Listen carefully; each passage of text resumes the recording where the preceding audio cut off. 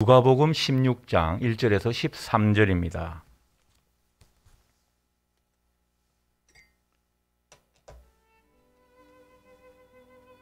또한 제자들에게 이르시되 어떤 부자에게 청지기가 있는데 그가 주인의 소유를 낭비한다는 말이 그 주인에게 들린지라. 주인이 그를 불러 이르되 내가 네게 대하여 들은 이 말이 어찌 됨이냐. 네가 보던 일을 세마라. 청지기 직무를 계속하지 못하리라 하니, 청지기가 속으로 이르되 주인이 내 직분을 빼앗으니 내가 무엇을 할까. 땅을 파자니 힘이 없고 빌어먹자니 부끄럽구나. 내가 할 일을 알았도다. 이렇게 하면 직분을 빼앗긴 후에 사람들이 나를 자기 집으로 영접하리라 하고, 주인에게 빚진 자를 일일이 불러다가 먼저 온 자에게 이르되 내가 내 주인에게 얼마나 빚졌느냐. 말하되 기름 100마리니이다. 이르되 여기 네 증서를 가지고 빨리 앉아 50이라 쓰라 하고, 또 다른 이에게 이르되 너는 얼마나 빚졌느냐. 이르되 밀 100석이니이다. 이르되 여기 네 증서를 가지고 80이라 쓰라 하였는지라. 주인이 이 옳지 않은 청지기가 일을 지혜 있게 하였으므로 칭찬하였으니, 이 세대의 아들들이 자기 시대에 있어서는 빛의 아들들보다 더 지혜로움이니라. 내가 너희에게 말하노니 불의의 재물로 친구를 사귀라. 그리하면 그 재물이 없어질 때에 그들이 너희를 영주할 처소로 영접하리라.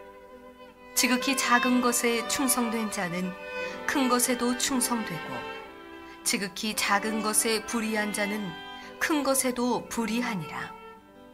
너희가 만일 불의한 재물에도 충성하지 아니하면 누가 참된 것으로 너희에게 맡기겠느냐.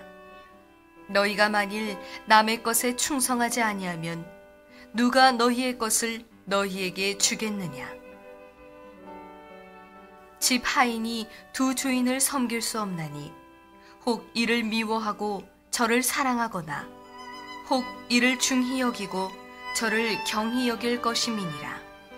너희는 하나님과 재물을 겸하여 섬길 수 없느니라.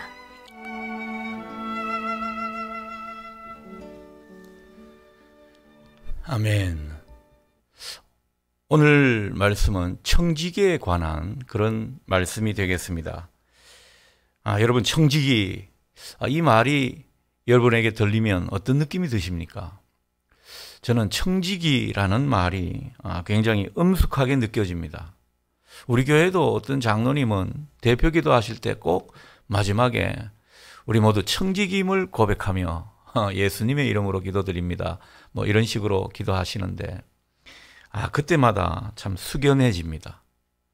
이 청지기, 오늘 우리가 이 청지기에 대해서 주님이 말씀하시는 비유 이야기를 함께 나누면서 주님이 오늘 우리에게 어떤 은혜로 이끄시는지 한번 공부해 보고자 합니다.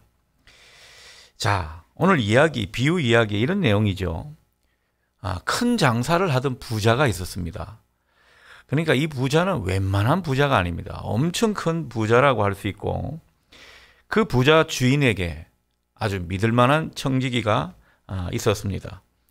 주인은 이 청지기에 큰 재산을 맡기고 모든 것을 관리하도록 했죠.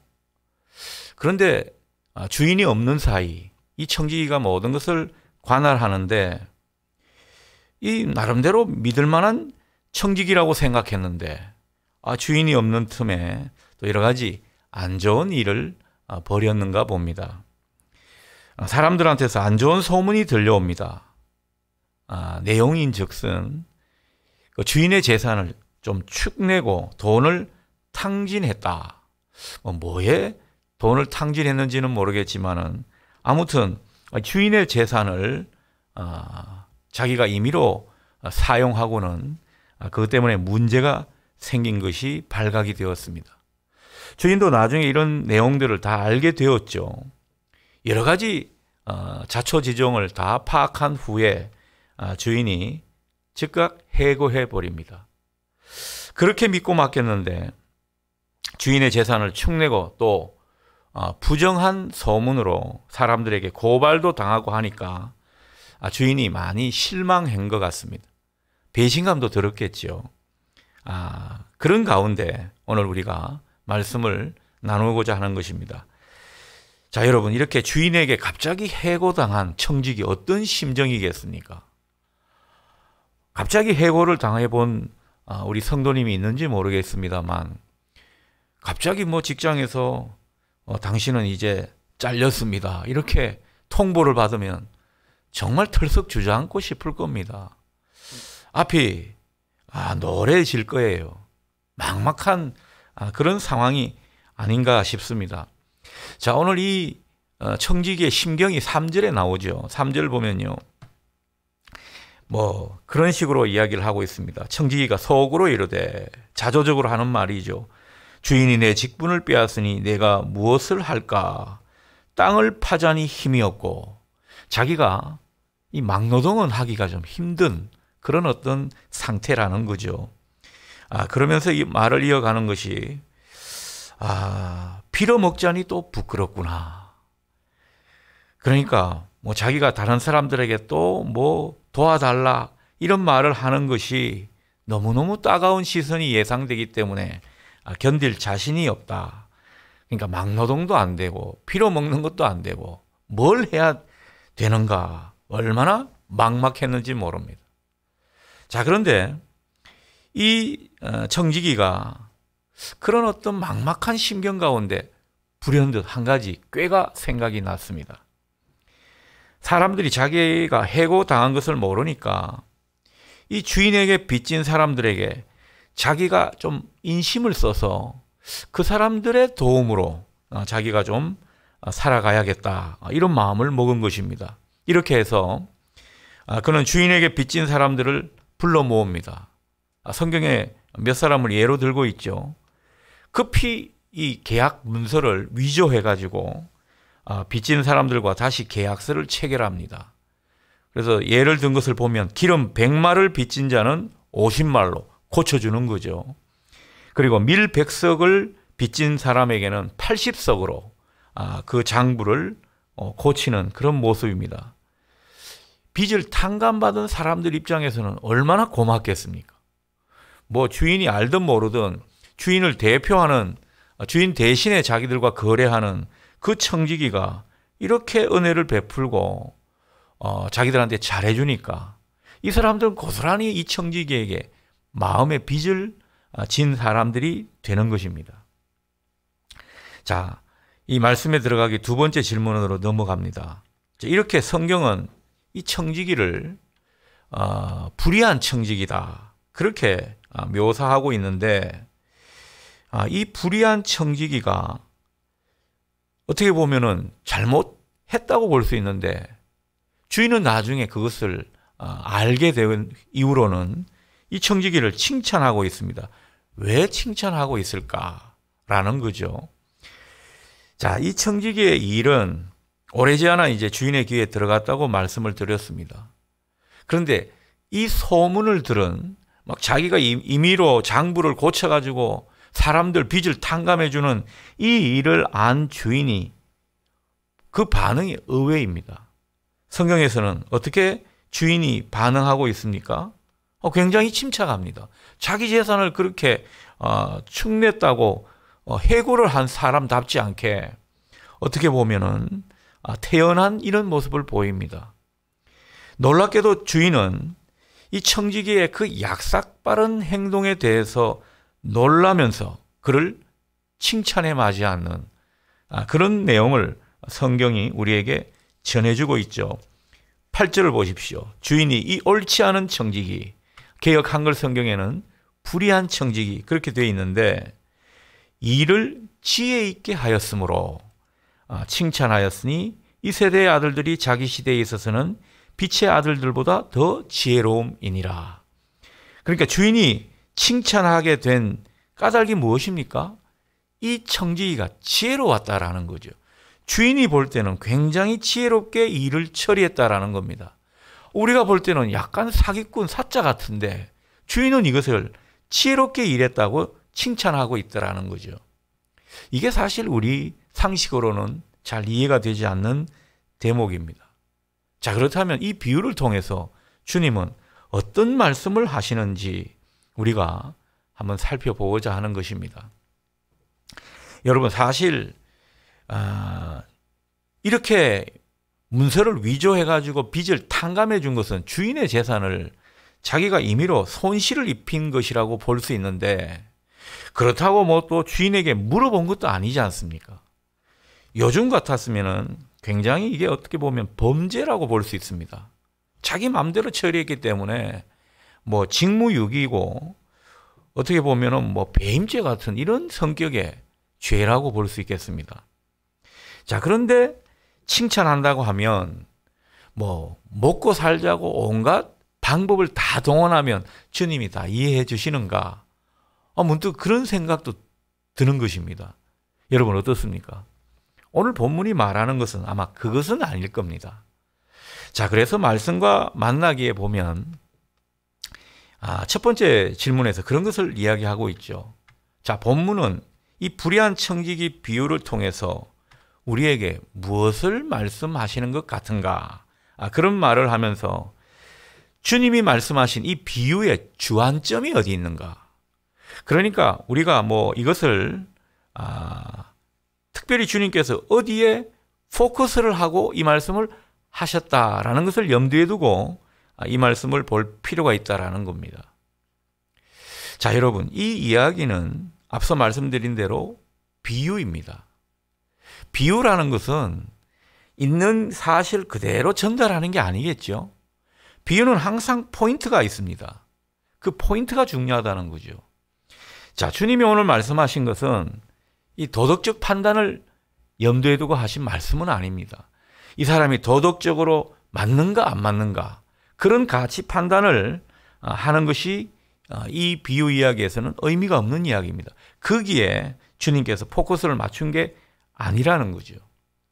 주님은 어디에 포인트를 두고 계십니까? 지혜 있게 일을 처리했다. 이 청지기가 막판에 아주 영리하게 일 처리를 했다. 여기에 뭔가 주안점을 두고 말씀을 하고 계신 거라는 거죠. 자, 그렇다면 어떤 것이 지혜인가? 이게 아마 우리가 풀어야 할 숙제라고 볼 수 있겠습니다. 우리 믿는 사람들이 어떻게 주님 앞에서 지혜로운 모습을 보여야 하는지 그것을 주님께서 말씀하고 있는 거죠. 이 청지기는 오늘 주님께서 비유로 말씀하신 이 청지기는 뭐 세상적으로 보면은 불의한 사람이죠. 이 불의한 사람이지만은 또 한편으로는 아주 지혜로운 청지기라는 겁니다. 그래서 8절 후반절 말씀에 주님께서 그렇게 말씀하시죠. 이 세대의 아들들이 자기 시대에 있어서는 빛의 아들들보다 더 지혜로움이니라. 그러니까 세상 사람들의 불의한 세상 사람들의 그 지혜를 우리도 배울 것은 배워야 된다는 겁니다. 오늘 이 비유에서는 이 지혜를 말씀하시는데 주님께서 아주 주안점을 두고 계신다라는 거죠. 자, 이 주인은 어떻게 보면 자기 재산을 축낸 이 청지기에게 아무 말 하지 않고 칭찬하는 모습입니다. 먼저는 이 당시 시대적인 어떤 배경하에서 이것을 보게 되면 이 예수님 당시 사회는 굉장히 명예를 중요하게 생각한 그런 시대입니다. 뭐 우리 사회도 명예를 중요하게 생각한다고 볼 수 있지만은 우리보다는 서구 사회가 굉장히 더 명예를 중시하지 않습니까? 그래서 뭐 노블리스 오블리주 해서 이 사회의 어떤 상류층 인사들이 뭔가 책임을 다해야 되고 어떤 사회적으로 자기의 어떤 책무를 제대로 하지 않았을 때 사람들이 비난하는 그런 일들이 있죠. 예수님 시대에 특히 이 명예가 중요했습니다. 자, 막대한 재산을 가지고 있는 이 주인의 입장에서도 굉장히 명예를 중시한 그런 사람이라고 할 수 있겠습니다. 자, 그런데 이 청지기가 이렇게 명예를 중요하게 생각하는 이 주인의 입장을 잘 어떻게 보면 파악을 해가지고 주인에게 빚이 있는 사람들에게 자기가 호의를 베푸는 어쩌면 참 탁월한 수법을 구사해서 주인의 명예를 더 높였다고 볼 수 있겠습니다. 주인이 표면적으로 봤을 때는 이거 아무 말 못하는 게 이렇게 빚을 탕감해 준 것이 주인의 뜻이라고 하면 사람들이 얼마나 주인을 높이고 칭찬했겠습니까? 중간에서 청지기가 그런 일을 벌였기 때문에 나중에 다시 그것을 물으자 그러면 주인이 얼마나 또 명예가 실추되겠습니까?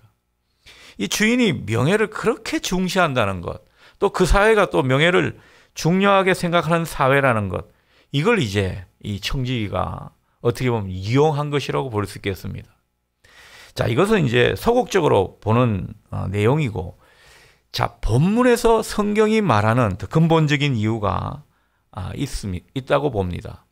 자, 이 청지기, 돈을 다루는 데 있어서는 아주 영리하고 재치가 있었다라는 것입니다.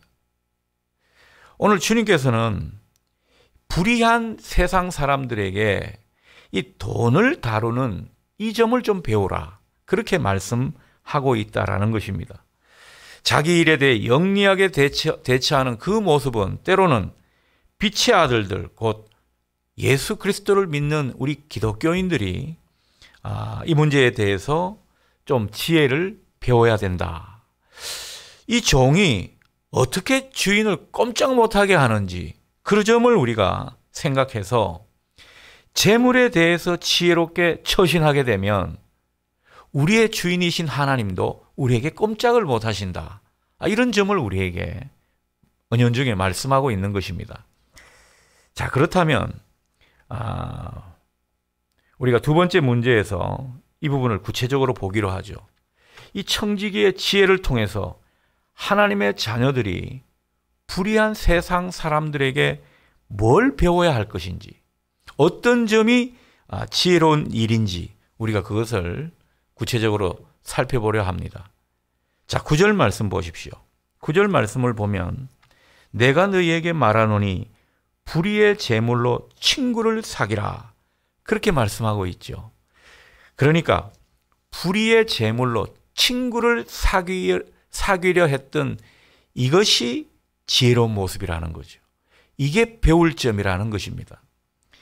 여러분, 불의한 재물이라고 할 때 성경은 이것을 세상의 재물, 세상의 돈, 이런 개념으로 그리고 있는데, 특별히 재물에 대해서는 만몬이라고 그렇게 말을 쓰고 있습니다. 여러분, 만몬이 뭔지 아시죠?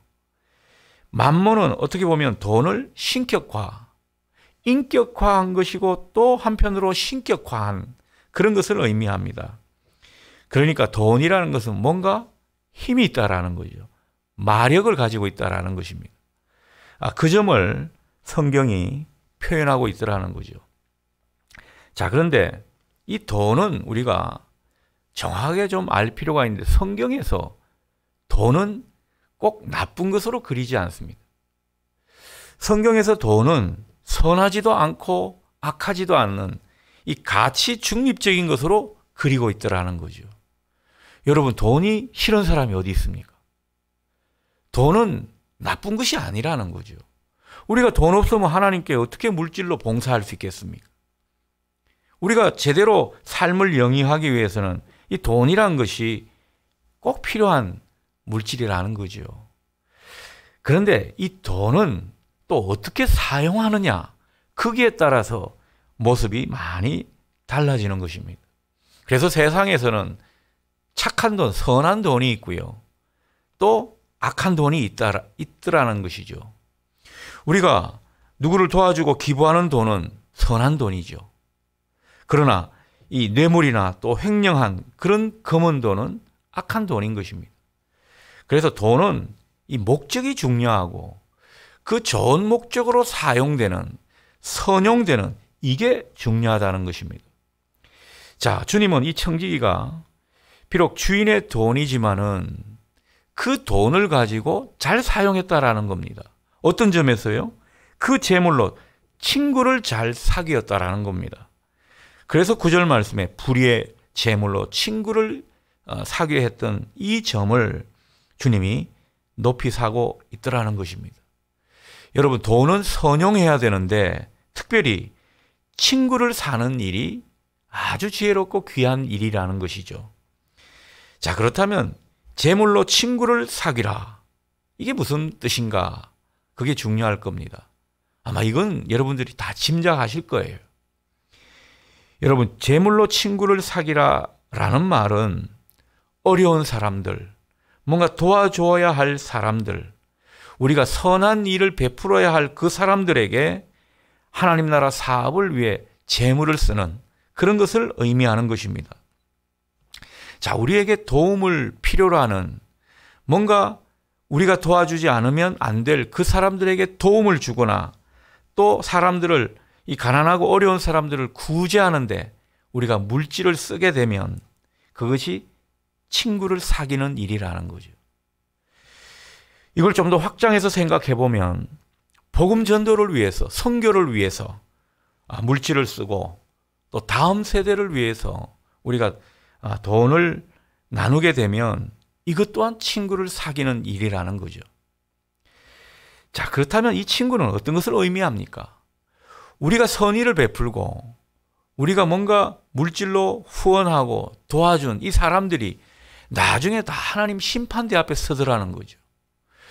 그 심판대 앞에서 그 도와준 사람들을 칭찬하게 되면 하나님의 상급이 그것에 따라 달라지는 것을 우리에게 때로는 말씀하고 있는 것입니다. 그러니 우리가 누군가를 돕는 일, 우리가 주님의 이름으로 누군가에게 선한 일을 베푼다. 그 은혜를 입은 사람이 있다.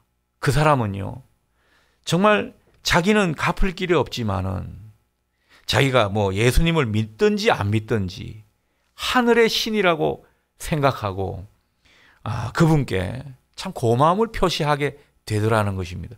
이게 그 사람들이 선의를 베푼 사람들에게 칭찬하는 일이 되고 그 칭찬을 받게 되면 친구를 사귀는 일이라는 거죠. 선한 사마리아인이 그 자기하고는 뭔가 마음의 거리가 엄청 먼 사람, 그 유대인을 자기가 아무 조건 없이 도와주었습니다. 하나님께서 그것을 얼마나 귀하게 여기시겠습니까? 그 유대인이 꼭 자기 입술로 표현을 안 한다 하더라도 그 정황이 말해주고 있더라는 거죠. 주님께서는 우리에게 물질로 친구를 사귀게 되면 그 물질로 사귀게 되고 관계를 맺게 된 사람들은 하나님 앞에서 반드시 칭찬하고 환영하게 될 것이다. 그런 말씀을 하고 있는 것입니다. 9절 하반절 보십시오. 그리하면 그 재물이 없어질 때에 그들이 너희를 영주할 처소로 영접하리라. 이 표현이 의역을 하게 되면 그런 뜻이라는 거죠. 그러니 결국 우리가 하나님의 심판대 앞에 설 때는 우리에게 소유된 물질은 다 없어지는 것입니다. 우리가 물질을, 재산을 다 갖고 하나님 앞에 서는 사람이 어디 있겠습니까? 물질은 다 없어지지만 그러나 천국에서 영원히 거주할 처소 천국에서 우리를 환영하는 사람이 있더라는 거죠. 그 사람을 지금 이야기를 하면서 하나님도 칭찬하시고 상급을 베푸실 것이다. 우리에게 약속해 주고 있는 것입니다. 그래서 참 9절 말씀이 묵상하면 묵상할수록 깊은 의미를 느끼게 됩니다. 너희를 영주할 처소로 영접하리라. 자, 이 부분을 친구를 잘 사귀었다고 지혜롭다고 판단하시는 겁니다. 그러니 우리가 이 세상을 살면서 뭐 내가 나름대로 하나님께 축복을 많이 받고 천국의 상급이 많은 자로서 정말 하나님 앞에 서고 싶은 그런 어떤 열망이 있으십니까? 오늘 이 말씀을 약속의 말씀으로 삼으십시오. 정말 이 세상의 재물, 우리가 다 안고 갈 수 없는 그 재물, 결국 하나님 나라 사업을 통해 친구를 사귀는, 친구 관계를 맺는 이런 일이 지혜로운 일이라는 거죠. 하나님은 이 일을 지혜로운 일로 보시더라는 겁니다. 자, 두 번째 배워야 할 점은요, 뭐 비슷한 맥락이지만은 10절을 보십시오. 하나님은 어떤 것을 중요하게 보시는가? 지극히 작은 것을 잘 다루는 모습을 중요하게 여기신다는 것을 우리에게 말씀하고 있습니다. 하나님은 지극히 작은 것을 잘 다루는 그런 행동을 중요하게 여기신다. 자, 그러면 여기서 작은 것이 뭘 말하겠습니까? 이것이 또 재물을 의미하는 거죠. 그러니 물질을 다루는 우리의 행동은요, 결코 작은 일이 아니라는 것입니다. 우리가 물질을 어떻게 사용하고 그 물질을 어떻게 쓰느냐에 따라서 나중에 하나님께서 이것을 판단하시는 천국 보화, 큰 것이라고 하는 것은 천국 보화를 의미하겠죠. 천국 보화를 상응하게 주시는 그런 내용으로 연결시켜서 말씀하고 있더라는 것입니다. 자, 그렇다면 하나님께서 돈을 사용하는 것에 대해서 어떤 관점을 말씀하시는 것입니까? 돈을 사용하는 것은 우리의 인격이라는 거죠. 돈을 제대로 쓰는 사람은 하나님께서 그 사람의 중심을 보시더라는 거죠.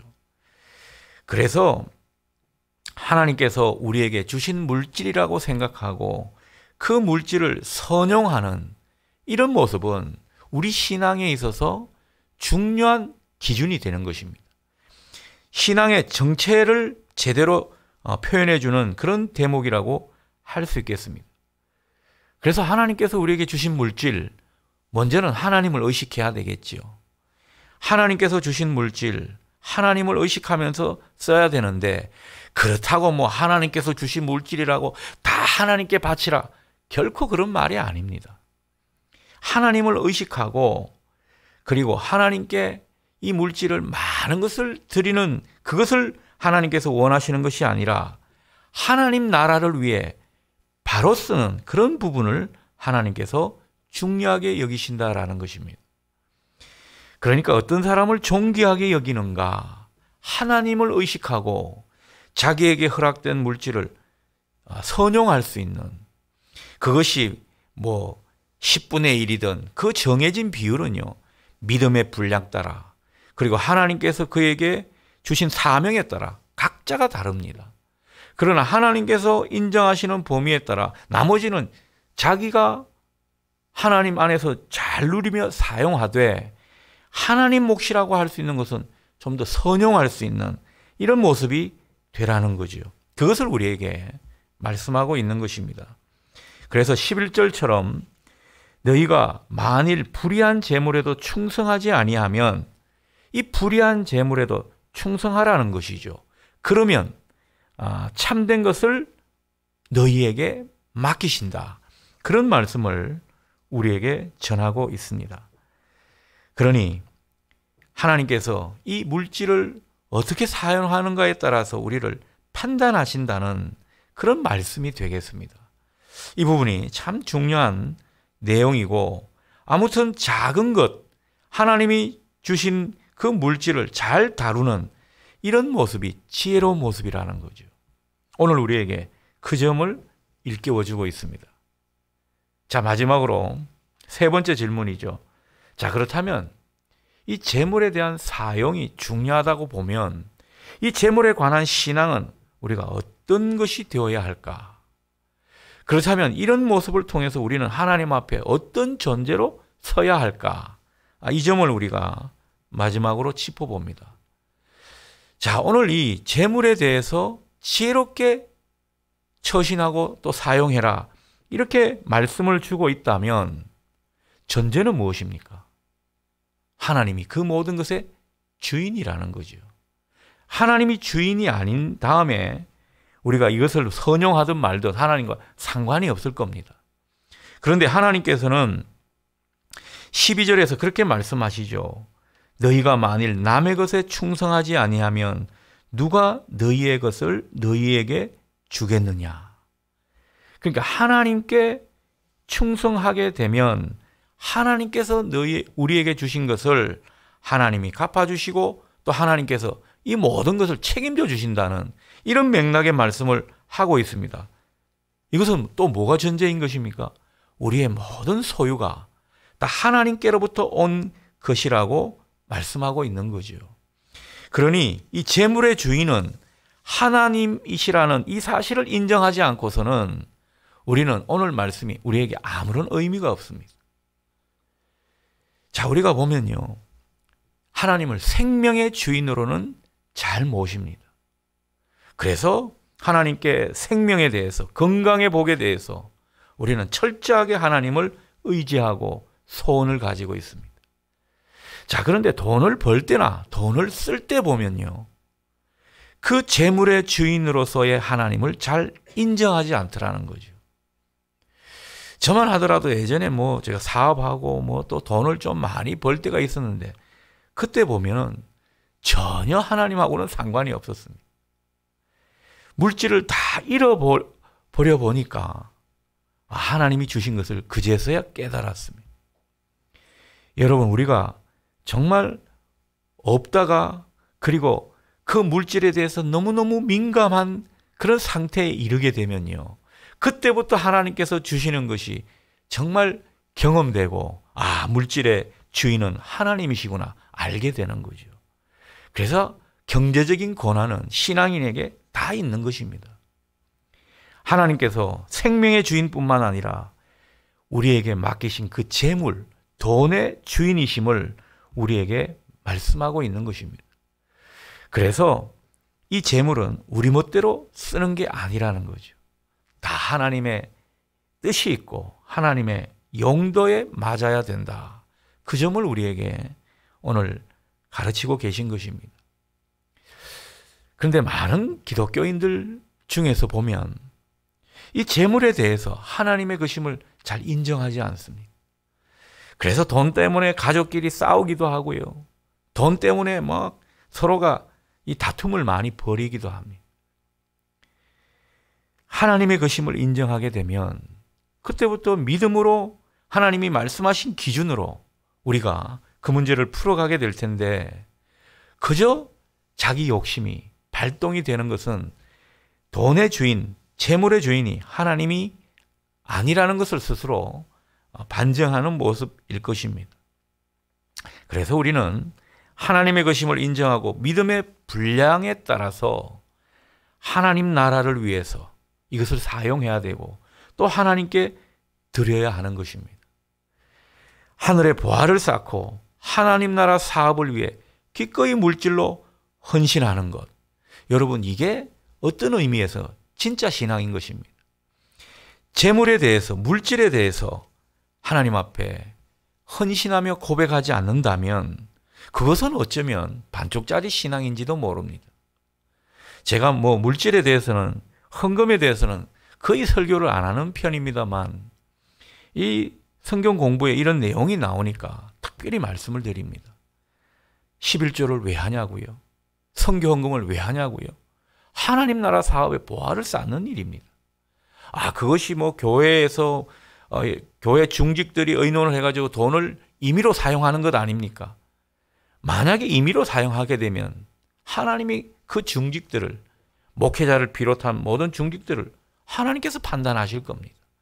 그러니 돈의 사용에 있어서는 두렵고 떨리는 마음이 있어야 되고, 그러나 이 성도들의 입장에서는 기꺼이 하나님 나라를 위해 이 재물을 쓸 줄 알아야 된다는 거죠. 돈의 많고 적음이 중요한 것이 아닙니다. 그 마음이 중요하다는 거죠. 여러분에게 정말 재물의 주인이 하나님이신 것, 우리는 그 재물의 사용과 또 재물에 있어서 청지기임을 하나님 앞에 새롭게 고백할 수 있는 오늘이 될 수 있기를 바랍니다. 자, 그리고 한 가지 더 이 재물에 대한 교훈을 생각해 보면요, 재물이 결코 우상이 되어서는 안 된다는 것입니다. 13절에서 그렇게 말씀하시죠. 집 하인이 두 주인을 섬길 수 없나니 혹 이를 미워하고 저를 사랑하거나 혹 이를 중히 여기고 저를 경히 여길 것임이니라. 너희는 하나님과 재물을 겸하여 섬길 수 없느니라. 이 돈이라는 것은요, 항상 이 하나님과 이 재물 사이에서 우리를 갈팡질팡하게 만드는 하나의 마력이 있는 것이라고 할 수 있겠습니다. 재물을 하나님과 겸하여 섬길 수 없다라고까지 말씀하시는 거 보면 재물은 얼마든지 우리의 우상이 될 수 있다는 것을 말씀하고 있는 것이죠. 우리가 마음 있는 곳에 보화가 있다고, 그렇게 보물이 있다고 그렇게 말씀하셨죠. 하나님께 마음을 두면 그곳에 우리가 어떤 것을 제일 중요하게 여기고 또 그것을 섬기는지 판가름 난다는 거죠. 근데 사람들은 하나님이 아니라 재물에 때로는요 마음이 가 있더라는 거죠.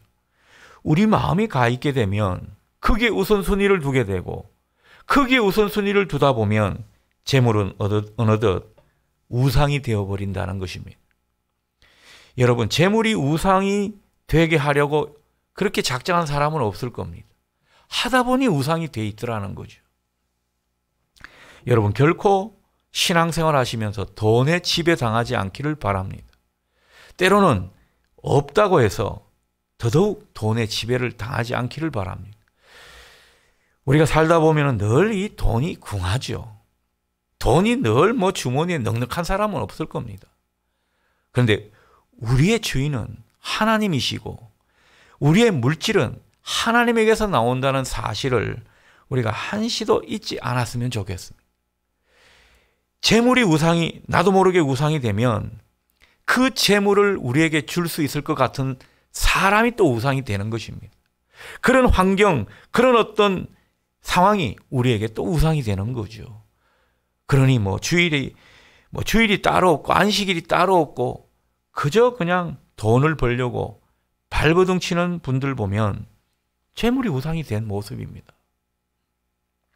오늘 우리가 이 돈 문제가 신앙 문제임을, 이것과 직결되어 있음을 우리가 분명히 깨달을 필요가 있습니다.